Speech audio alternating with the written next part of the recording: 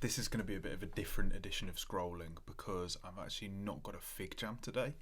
And it's partly an experiment, and it's partly because this was how it was originally planned to be. It was planned to be just me scrolling on the internet and showing and talking to you about the things that I see. And I'm just going to try it today, see how it goes. Don't know if it's going to go well, but if it does, I might carry on doing it this way. I'm just trying to play with it a bit because now that I have Dribbling, which is my other series, if you haven't yet been initiated into the entirety of my YouTube channel, now that I have that, that serves as more of a purpose of me thinking and talking through things. So scrolling is in a position where it can become something different, and that's fine. You know, change is good, and I'll see, because I do enjoy making the fig jams, but they're very time consuming, and also not all subjects for scrolling are suited to a fig jam. So today what I'm going to talk about is, as you can see here, it's the Marginalia, which might actually already be known to you as the website Brain Pickings. And Brain Pickings is a website that I discovered when I was at university, and it really had a strong emotional, cultural and educational effect on my life. It changed the way that I thought. It introduced me to writers and ideas that I had never considered in my life, from joy and all the way right down to our own mortality. And Maria Popova, who ran Brain Pickings, just writes in this beautiful way. And actually, if I was to pick one person who may well be the person that I aspire to be most like as a creator, I think Maria Popova is that person. Which is interesting because I haven't actually read Brain Pickings, and let me explain to you why I'm talking about Brain Pickings. Obviously, now I've already said that the website, now she decided that she wanted to change the name to the Marginalia, and that Marginalia is essentially, and I've just read this now, is you know, if you, in some books you might have a margin at the side, it's the notes that people make in the side, and that fits quite well because that is essentially what Maria does with this website. Forgive me if I refer to it as Brain Pickings at other points during this video. It's just old habits die hard, and it changed my life as Brain Picking, so I'm still slightly fond of that older name, but it's cool that she wanted to change it. This article, and the reason I picked this article is because I feel like it's the most it is the best example of Maria's work in one piece, because it is kind of, it's an article that she updates every single year. As you can see here, 16 life learnings from 16 years of the Marginalia. Well, this has been going every single year. She would do, on the 7th year she did 7, and there's adding one every year. Cool, you get the picture. I might not get through them all today, but I'm just going to run through a few of them. And I am, in some ways, I've read each of these as they've come out, up to about 12, and I therefore have read them in the past, but I haven't read them recently, so it's going to be interesting. Number one, I'm not going to read through the whole thing. I'm going to use the bold statement. I'm going to generalize myself as to what I think, even though Maria probably knows way better than me, but I'm gonna expand myself, because otherwise I'm just reading her work on video. So number one, allow yourself the uncomfortable luxury of changing your mind. Now this is really something that, from a variety of writers that I have read on the internet mainly, actually, this is something that has really become ingrained in me. I am consistently, probably detrimentally at some point, saying I don't really know the answers to things. I will say things like, it may be that, or it may be this, and I don't know. Sometimes that conviction, that lack of conviction, can prove harmful, because actually on YouTube, unfortunately, and not just on YouTube but all social media, if you're a creator, then people want to hear you saying you should go do this, this is why, blah blah blah. But a lot of the time that's bullshit, and what's true in that moment, let's say if they have found out the rephrase that, they don't really know. Like, how could they possibly know? And the funny thing is a lot of people on YouTube, let's take productivity video makers for example. Productivity video makers are, and I kind of have digs at them all the time because there are some of them I enjoy, and that's because, say, like Ali Abdaal, he is a productivity YouTuber, but he is constantly evolving, and there are some deeper aspects to his work. But productivity in general on YouTube it's very self-serving because you find your own means of productivity, and these tips, the 2-minute rule and the use this software and use it, that none of that is useful. You have to find what's right for you, and actually all you're doing when you're watching those videos is watching those videos and not actually moving the needle further in your own life, and you're just benefiting them. Think about it, their main goal is for you to watch their videos, so it's actually better for them if you don't become super productive, which is ironic, isn't it? So yeah, Paul Graham is another one.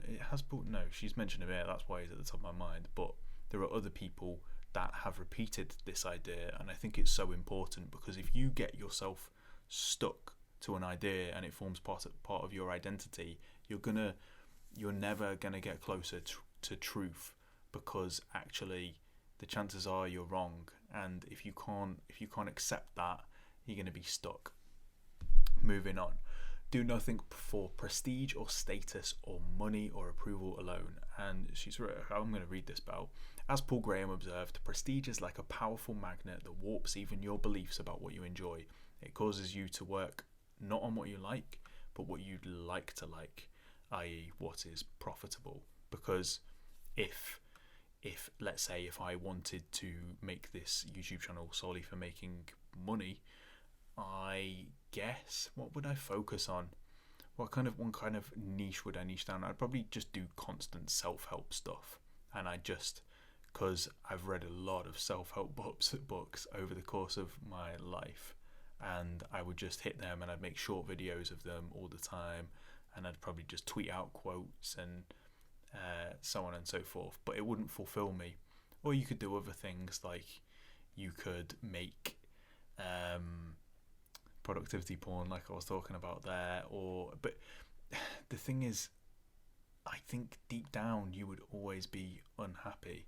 And one of the things that I've noticed about myself, at least, and I think this is probably going to be the case with a lot of people, is that if you don't truly like it, you will not have the stamina to keep going when it's hard.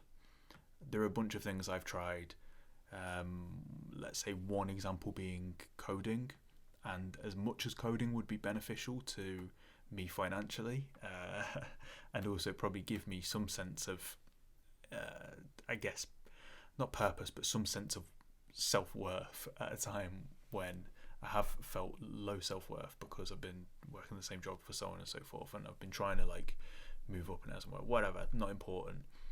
It just isn't what I am supposed to be doing, and therefore I cannot keep going. And I was going for the money and also the prestige, because if you're a coder, then people are like, oh, people respect that job. So yeah, that's that. But Paul Graham has an article about like literally on prestige, and it's brilliant. It's the best thing I've read on the topic. Be generous. I'm going to read this one because I want to know a bit more about what she's saying there. Be generous with your time and your resources, and with giving credit, and especially with your words. It's so much easier to be a critic than a celebrator. I talked about this last week, or maybe even a couple of days ago, in one of my videos. Oh, my radiator's emptying itself there. I don't know if you heard that. Yeah, I talked about this in one of my dribbling videos over the past week. At least one of the lines there, which is, it's so much easier to be a critic than a celebrator. And honestly, like, there is worth for critics, but I don't want to be the type of person that just criticizes things. Like, it's not fun. I can't imagine making videos being like, I didn't like this, I thought they could have done this better. It's just, I don't know. I'm just not interested in it, and I don't find it interesting when I see other people doing it. And actually it kind of, I feel like maybe it probably tears at people's soul a bit, just being constantly critical. You see these movie critics that are always super, super harsh about movies that are actually good. And yeah, I don't know, not a big fan of it. Let's dig into it a little bit more. Always remember there is a human being. Well, yeah, come on, man. So it's quite funny. I barely get any views on my YouTube videos. Cool, whatever. I'm at the beginning, don't care. But bear in mind, I'm getting like 7, 8, sometimes like 50 or 200 views on YouTube videos. Like even the high end is the low end of YouTube. I'll occasionally get someone disliking my video, and it's just like it's like, do you really need to dislike it? Just click off it. Some random person has gone dislike, and I have no idea why. It's bizarre, and I don't necessarily I don't think the dislike button on YouTube is bad, but could you write something in the comment section and say why you didn't like it? Maybe my thumbnail enticed you in and you got something different from what you were expecting. Maybe you don't like how I talk. Maybe you don't like, I don't know, that I'm unsure about. I who knows? But not to get too tied up in my specific example, it's just like, what's the point of that? Like, what do you gain from that? And we could talk about trolls online and stuff, and I think they probably get a bit of a thrill from it, but it's not like a sustainable thrill. So yeah, to understand and be understood, those are among life's greatest gifts, and every interaction. Yeah, next. Build pockets of stillness into your life. This is something else that is so hard to do nowadays, man. So hard to do, but it is vital. And the obvious one and the cliche one is meditation or mindfulness. But for a lot of people, that is not what works for them. So go for a walk, do that, or just spend some time not on your phone. Guess what? Watching a movie without being on your phone is in some ways stillness, because there are gaps in a movie when you have time to think about things. Having a shower without being on your phone, because even that's hard nowadays. Stillness. Most of my ideas come when I'm showering. I know that in itself is like something that a lot of people say, but it's not just showering. It is the little gaps, washing up, lying in bed just before I go sleep when I've turned the lights off, but I'm not quite ready to sleep. These pauses are so necessary to give our brain the chance to process all of the ideas in our mind, and it does so often subconsciously. She's written that here. Without this, so boredom, daydreaming. I am a big daydreamer, by the way. Best ideas come to us when we stop actively trying to coax the muse into manifesting and let the fragments of experience float around our unconscious mind in order to click into new combinations. I'm going to talk about in another video this week, and I might make a more fine-tuned video, maybe a short video even, about this idea of I wrote a piece called The Effortless Archer, and it's about how constantly trying hard can block you for creativity and other things. Anyway, sleep is very, very important. Move on from that one, but stillness is vital for your mental health, and it is very hard to come by nowadays, but often that's from our own volition. You can build pockets of stillness into your own life. You just have to be intentional and find those moments to do so. Number 5, as Maya Angelou famously advised, when people tell you who you are, believe them. Just as important, however, when people tell you who they are, believe them. However, when people try to tell you who you are, don't believe them. You are the only custodian of your integrity. This rings similarly to something Rick Rubin said in his book, and I think he essentially was just like, don't even listen to once your art is out, don't listen to the responses. And I was just like, yeah, you know what? Like, maybe if you've got a collaborator, listen to them when they say to you, you know what, you could have done on this, you could have done this. But your audience itself, if you're making art, I think honestly, like, it might sound knobby, but I think that you should just make the art, move on, make art, move on, make art, because art is such a personal thing, and it comes from inside you, and you can be very shaped by what your audience wants. And especially if you make like a genius piece of work at the very beginning of your career, you're going to spend the rest of your career trying to make something similar, and you just won't. And also, it might not be as genius. Just go make something else. Don't listen to the applause, don't listen to the critiques, just go make something else. Presence, number 6. Presence is far more intricate and rewarding an art than productivity. I agree, yeah, I agree. And this at the bottom, I have had this quote memorized for a very long time, and I love Annie Dillard. Probably pronouncing her name a bit English there, but how we spend our days is of course how we spend our lives. And you know, that's again something that's become quite battered in terms of people saying it, that presence is the secret to happiness. I'm going to take a sip of water, and I'm not going to cut this, so you're just going to watch me drink, alright? From my new Huel bottle that is shaped a little bit like a booby. Yeah. I'm going to read deeper on her paragraph. Ours is a culture that measures our worth as human beings by our efficiency, our earnings, our ability to perform this or that. Yeah, and you know what's really interesting is, again, this is something else that I should talk about in another video, but I listened to Russell Brand talking to Rick Rubin, and they were talking about the fact that meditation and mindfulness has been turned into, it's been like productized. There was a better word than that Russell Brand used especially, and he was like, how do you feel about that? And they had a little chat about it. It was very interesting, because it is like that. It is like, Russell Brand was saying, do you worry that meditation has become a thing where it is now that people meditate to become a better cog in the machine, i.e. to become better at being productive? And that's wild. That's a wild thought. And the real benefits of meditation and mindfulness and just being present in general come from the experience itself, and not anything that might be gained from it. And it's very unfortunate that it has become something other than what it is best applied for. Pretend it makes sense. I think it just about made sense. And that is, and even for me, I mean, I'm not completely out of the forest there with that one, because I have meditated just mindlessly, weirdly, mindlessly meditated. My mind, I don't know, I've been not really focusing on it, or not properly setting up for it, and I think that's probably one of the biggest mistakes you can make.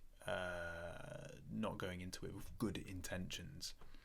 So, but I've not especially hit on that point. Why is it more rewarding an art than productivity? Because there are these moments, and this is all I can refer to, especially now when I'm just so busy, and it's a lot of it's not intentional. Believe me, like, I'm not being hyper productive for the sake of productivity, but there are these moments with my son, my 8-month-old now, Stanley, when I just feel immense joy, and my phone is never in my hand, and all I am doing is, it's like I've got a moment where he's not doing anything crazy, so I don't need to keep watching him and being like safeguarding, don't hit that, and he's just chilling, and I just look at him, I look at the shape of him, I look at his arms, I look at his head, I look into his eyes, his hair on the top of his head, the noises that he's making, the sweetness and the purity and the just, I don't know, pure life in this little boy. And I feel the deepest possible feeling of happiness that I've ever felt in my life, and it is so nice that at the same time as feeling it, I feel sad that it is leaving. It's imminently going to leave.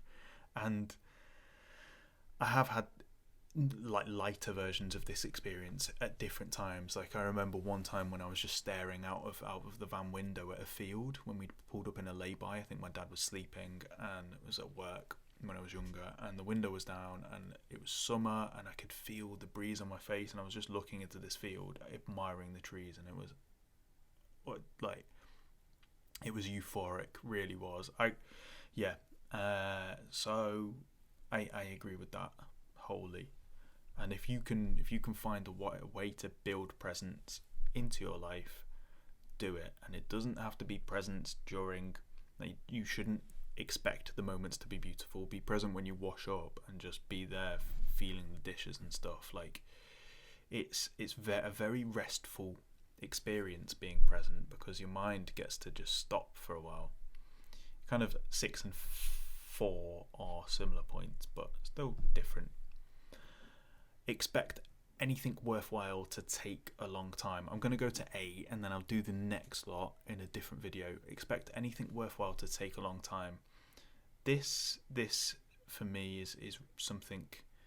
Rome wasn't built in a day, right? This is very true of what I am doing right now, because I've been chasing some manner of being a creator online and hopefully eventually making a living off it for a while, right? Probably since I left uni in some senses. When I first was reading Brain Pickings, I wanted to do this and I just haven't been consistent enough. But it does take a long time, and Stephen Pressfield has a great quote where he's talking about how I think he didn't even start to write until he was like 30, and then he didn't get his first book deal until he was about 54, and that was wild. And he said, listen, life is long, and of course some people's lives end early. That's very unfortunate, but for the majority of us, life is long and good things do take a long time. If you have overnight success over something you've been doing for 3 months, there's a good chance that you don't know that topic, or you aren't as deeply versed in that skill as might benefit you in the long run. And overnight success probably can more likely lead to overnight failure. I'll move on from that one so this isn't too long. Seek out what magnifies your spirit. Patti Smith, in discussing William Blake and her creative influences, talks about writers and artists who magnified her spirit. It's a beautiful phrase and a beautiful notion. Who are the people, ideas and books that magnify your spirit? Find them, hold on to them, and visit them often. Use them not only as a remedy once spiritual malaise has already infected your vitality, but as a vaccine administered whilst you are healthy to protect your radiance.